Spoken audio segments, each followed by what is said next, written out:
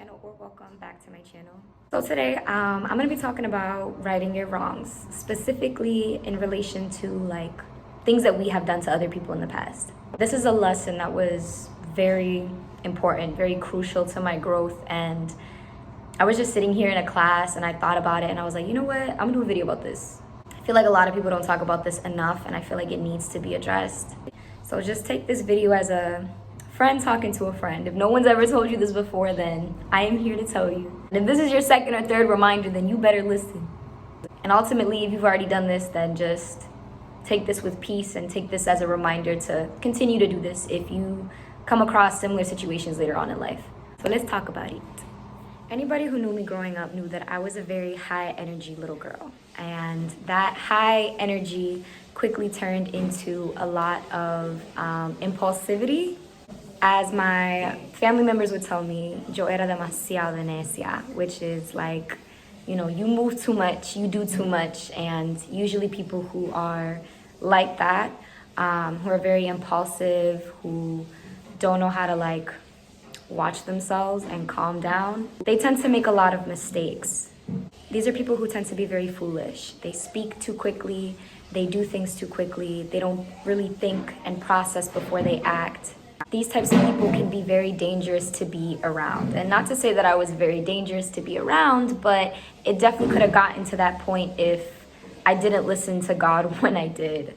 Fast forward into my middle school and early high school years, I made a lot of impulsive decisions. A really long time ago, I learned that when you're young, like the part of your brain that's developing the most is like I think it's the front lobe cortex, I don't know. So whichever fancy brain neuroscience, term it is, ultimately that part of the brain is the part of the brain that has to do with like emotions and impulse. And then the part of the brain that starts to develop more in our adult life is the part of the brain that has to do with like reasoning, logic, etc. Which is why young people tend to make a lot more impulsive decisions than older people. Not saying that adults don't, or that young people are always making crazy mistakes, because all people are making crazy mistakes and human nature is just impulsive by default. But it's more common basically for a young person to make impulsive decisions than someone who's older, just because of how their brain is developing. And that's not to say that a young person cannot discipline themselves and, access and, use and exercise that part of their brain that has to do with reasoning and logic, because they can. But you get the point. I think if there's one verse that I really love in Ecclesiastes is when it talks about young people, right? And it says, follow, whatever, not really follow the desires of your heart, but it's basically saying, if you look at something, you think it's sweet and beautiful, like, yeah, go after it. Okay. But know that for all of these things, you will be judged by God. And I'm gonna take that a step further. Not even just will God hold you accountable for the things that you do, but you're gonna have to pay the price for the choices that you make. There are consequences to everything that you do. Youth is beautiful, it's enjoyable, and it's for a lot of people the prime of life. But impulsivity can very quickly disturb your path and lead you down a really dark road if you're not making smart choices. That last part of that verse goes on to say that, youth and vigor are meaningless. Not to say that they're not to be enjoyed or that they're, dumb and yada, yada, yada, because at the end of the day, God created us, to have that vigor. But what it's trying to communicate to the reader is that those things will eventually pass away. You're gonna get old, you're gonna calm down naturally, and ultimately, if you are not being careful of your steps and of your walk when you are young, you're gonna set yourself up for failure, and maybe you'll actually lead yourself to dying early because of the decisions that you're making. That whole phrase of like, you only live once, follow your heart, like, do what you wanna do, is so toxic, because not everything that you feel should be jumped upon, and not everything that you think should be done, and not everything that you wanna do should you do. And so going back to some of my personal experiences, I feel like freshman and sophomore year were when I made some of my most impulsive choices, in particular related to the relationship I had with my family members, some of my family members, and my friends.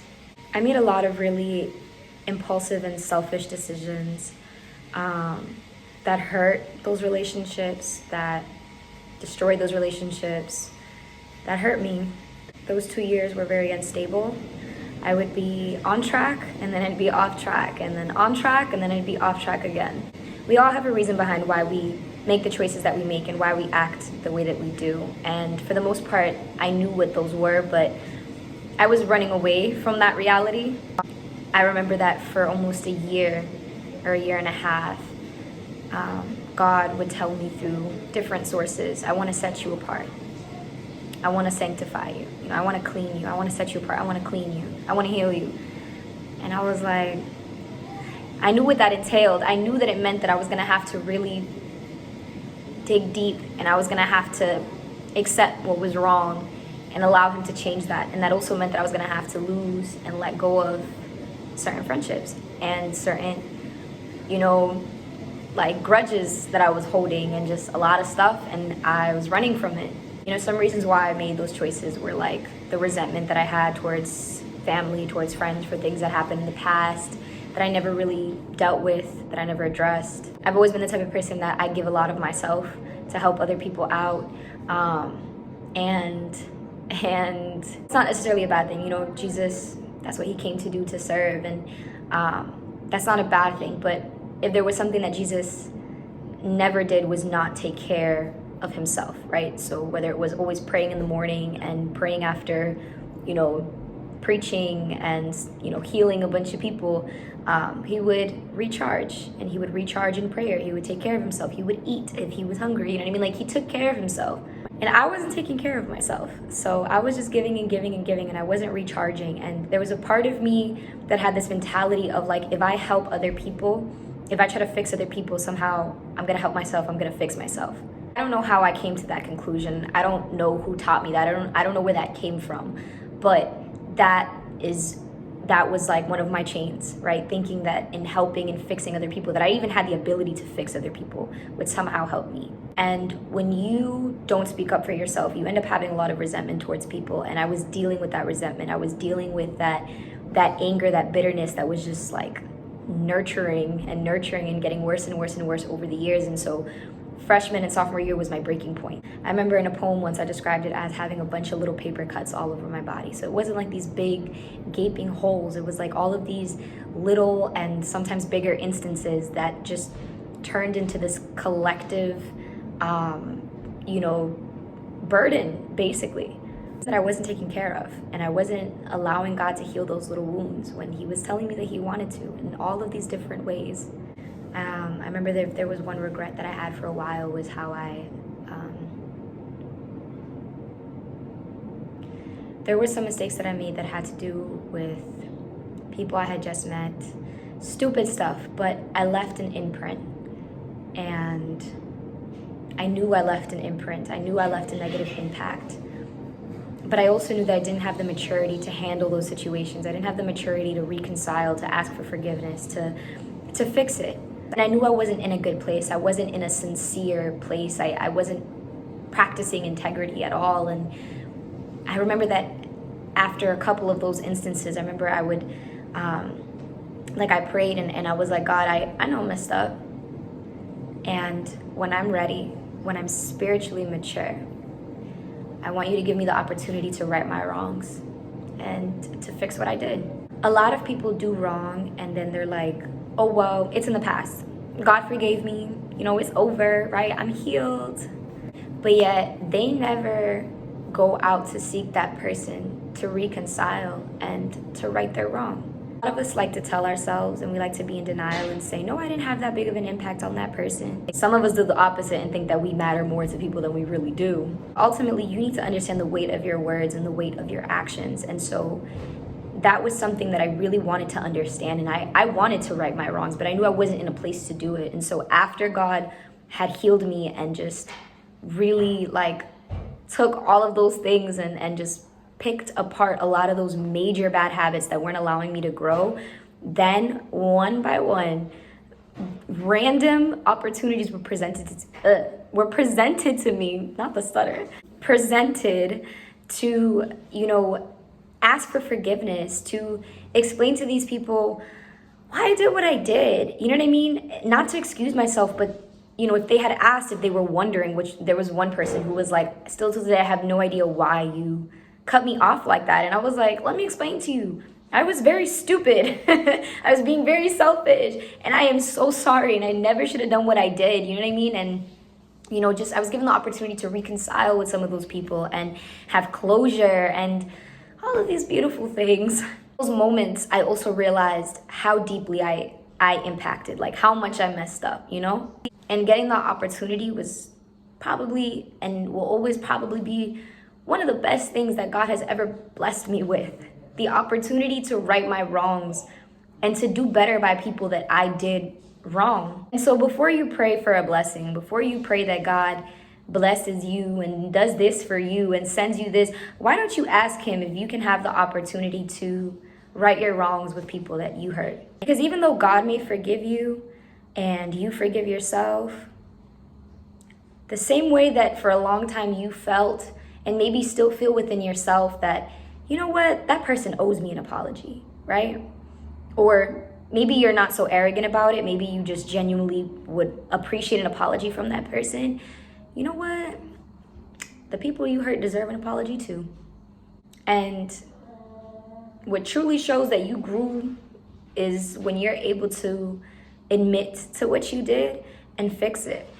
And so if you think that you're on a path to changing and growth and that has never crossed your mind, well, I'm putting it in your mind today. Same way that people hurt your heart and their words just created this domino effect in your life that maybe even set you off course. You have no idea if maybe you did that to other people as well. And you do not have the right and the audacity to say, well, that wasn't even that big of a deal. I don't even know why I hurt that person that bad. Huh? Well, then I'll say the same thing to you about what happened to you. You know what I mean? And that's not fair because you cannot, try to control what offends people and what doesn't offend them. If you think that you're humble, but you cannot admit when you offend somebody, even if you don't think that you offended them, you're not actually humble. I'm sorry to break it to you. You're not. That's pride. Even if you're right, even if it wasn't that big of a deal when you sit down and analyze it, it doesn't matter. You hurt that person. So you apologize. You humble yourself if you're so humble. So ultimately, I'll end with this. Healing and growth is beautiful. Growing as a person is beautiful. But I truly believe, and I believe this because of my faith in Jesus, because of, just because of the experiences God has taken me through in my life, I truly believe that reconciling with people, that fixing our problems, that righting our wrongs is so necessary for true growth. And that we are responsible for what happens to other people as a result of what we did and what we said to them. We are responsible for that because that was your action that you committed. You are absolutely fully responsible for that and you should take accountability. I wish more people would teach this, that they wouldn't just leave it at, yeah, you need to heal for yourself and God will forgive you and leaving it there. No. They should also teach, you know what? And if you have the opportunity to right your wrong, you take it. Just ask God, I want to right my wrongs. I want to fix what I did. I want to take accountability. Because maybe what you did is what sets someone off course. Maybe what you did is replaying in that person's head, like certain things replayed in yours. Do to others what you want to be done to you. So that's all I wanted to share. I'm sure that there's a lot more that I can sit here and talk about, in terms of this topic. And I don't know, I also want to hear y'all thoughts too. Sometimes people will be writing down their experiences in the comments, and that always makes me really happy. So if you have something to say, share it. I really just pray that you guys have a blessed week. For people who have vacation next week like I do, God bless you. Be safe. Lord, just keep all sickness, all illness away from every single person that's watching this at this moment, God. And I just pray peace for every single one of you, ultimately. Just genuinely, I pray peace and love for every single one of you. And I really hope that you take this to heart and that you really think about it and that you really apply, some of the things that I'm talking about here and genuinely, take it for yourself if you know that it's for you.